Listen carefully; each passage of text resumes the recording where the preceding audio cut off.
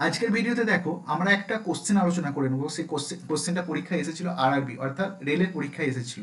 রেলের কোন পরীক্ষায় এসেছিল দেখো, পরিষ্কার এখানে মেনশন করে দেওয়া আছে। রেলের জেই অর্থাৎ জুনিয়র ইঞ্জিনিয়ারিং এর সিবিটি 1 অর্থাৎ টায়ার 1 এ এসেছিল। তো কোশ্চেনটা কি দেওয়া আছে দেখো, a train moving with a speed of 54 kilometre per hour, অর্থাৎ একটা ট্রেন 1 ঘন্টায় 54 কিলোমিটার বেগে দৌড়াচ্ছে। Okay, crosses a platform and a man on the platform in 36 seconds and 20 seconds respectively.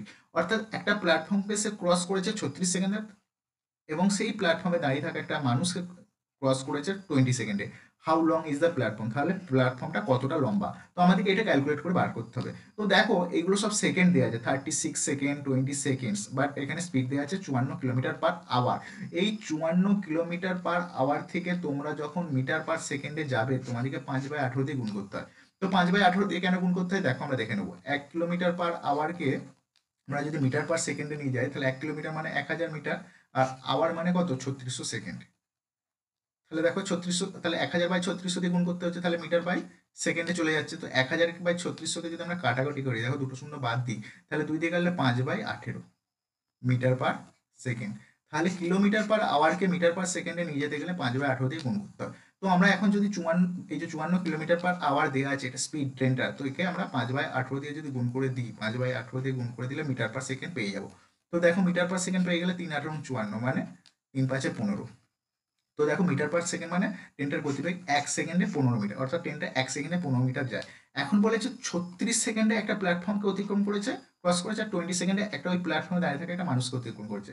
যদি 1 সেকেন্ডে 15 মিটার যায় ট্রেনটা, যদি 1 সেকেন্ডে যদি 15 মিটার যায়, ঠিক আছে, তাহলে 36 সেকেন্ডে কত যাবে, 20 সেকেন্ডে কত যাবে আমরা বার করে নেবো। তাহলে 20 সেকেন্ডে কত যাবে, তাহলে 15 × 20, মানে 15 × 20 মিটার মানে কত, 300 মিটার।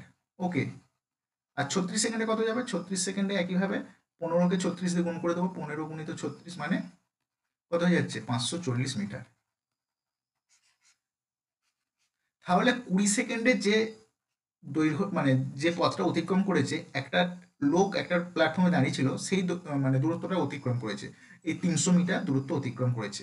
তো কেবলমাত্র ট্রেনের দৈর্ঘ্য অতিক্রম করেছে। ওকে, তো 300 মিটার কেবলমাত্র ট্রেনের দৈর্ঘ্য অতিক্রম করেছে, কারণ একটা ব্যক্তি যখন একটা প্ল্যাটফর্মে দাঁড়িয়ে থাকে, শুধুমাত্র ট্রেনটা তার নিজের দৈর্ঘ্যটা অতিক্রম করলেই সেই ব্যক্তিটাকে ওভারটেক করে নিতে পারবে, মানে ক্রস করে নিতে পারবে। আর 36 সেকেন্ডে যে প্ল্যাটফর্মটা কভার করেছে, মানে অতিক্রম করেছে 540 মিটার, তার মধ্যে এই 300 মিটার ট্রেনের লেন্থ আছে। ওকে, তাহলে হাউ লং দ্য প্ল্যাটফর্ম, তাহলে প্ল্যাটফর্মের দৈর্ঘ্য যদি আমরা এক্স ধরে নিই, তাহলে ট্রেনের দৈর্ঘ্য 300 ট্রেনের দৈর্ঘ্য, আর যদি প্ল্যাটফর্মের দৈর্ঘ্য এক্স ধরে নিই, এটা সমান হয়ে যাবে 540।